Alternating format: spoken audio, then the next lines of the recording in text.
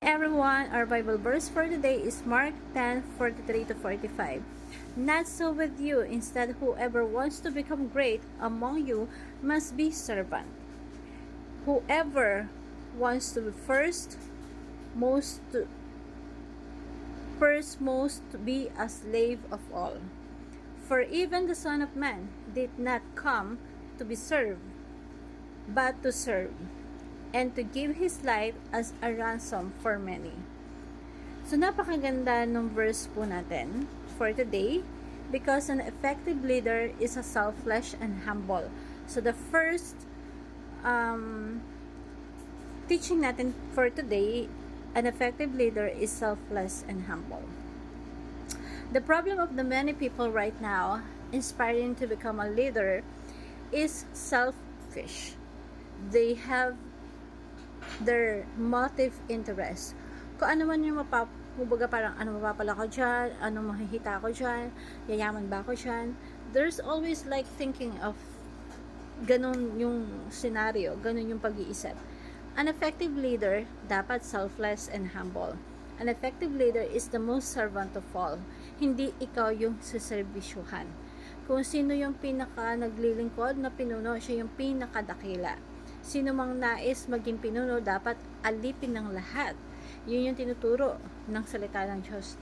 Kahit yung anak ng Diyos hindi nakaligtas sa ganon. Kasi siya mismo naparito siya para mag-serve, hindi para lingkuran. Yung ating Panginoon, naparito siya. And has a driven by the missions of the God the Father. Selflessly humble. Gusto lang niya magawa ko ano yung mission na pinagawa sa kanya ng Diyos Ama, na even kahit katumbas yung buhay niya. An effective leader is driven by the mission that they are willing to die for the mission. The Son of God came here to fulfill His mission. Our mission is bigger than our life. Kaya dapat yung buhay natin, binubuhos natin sa mission kung paano tayo binubuhay ng ating Panginoong Diyos. Lead effectively, selflessly. Not for self-interest, but for interest of all. For the greater good of all dynamic. Lead effective by being a servant leader. Yun yung goal dapat natin. Being a Christian, maging servant leader tayo na totoo yung paglilingkod. We have to lead as a servant by pouring out ourselves into the missions that given by our God to us. The mission is kung saan tayo inilagay ng Diyos. Kung ikaw ay estudyante, dapat maging best kang estudyante. Kung ikaw ay magulang, maging best ka na maging magulang. Kung ikaw ay anak at ang goal mo is matulungan, maiahon ang pamilya mo sa kahirapan, yun yung goal mo. So every one of us has our missions that God given to us. So alamin mo kung ano yung mission na yan na gustong ipagawa sa iyo ni God.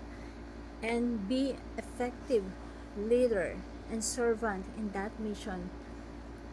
Na hindi mo hinahabol kung ano yung posisyon lang na meron ka, kundi ang hinahabol mo is yung good na paglilingkod, lalo na sa karamihan.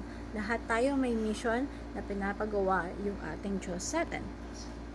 So, application sa life: lead selflessly, not for self-interest. Lead effectively by being a servant leader. And lead by pouring yourself out into the mission. And I want to share this simple prayer to you. Heavenly Father, thank you for the example of true leadership shown in Christ.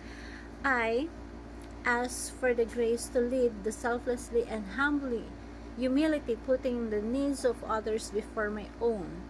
Help me to serve everyone around me, knowing that true greatness lies serving others. Guide my heart to be driven by the missions you've placed in my life, and keep me from leading with